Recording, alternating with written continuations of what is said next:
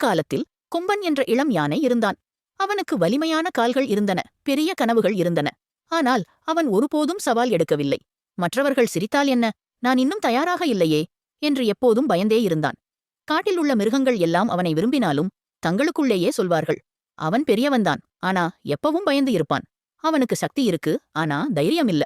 ஒரு நாள் கொம்பன் ஆற்றின் கரையில் நின்று மற்றவர்கள் விளையாடுவதை கவனித்துக் கொண்டிருந்தான். அப்போது ஒரு சுறுசுறுப்பான குரங்கு மரத்திலிருந்து குதித்து வந்தது.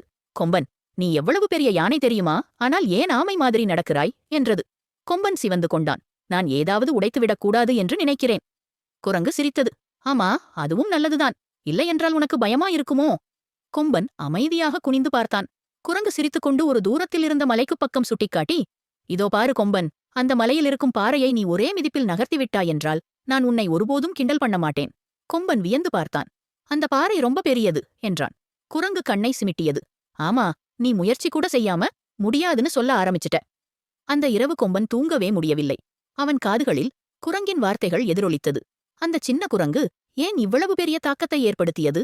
ஆனால் அவன் சொன்னது உண்மைதான். முயற்சிக்கு முன் பயம் இருக்கக்கூடாது.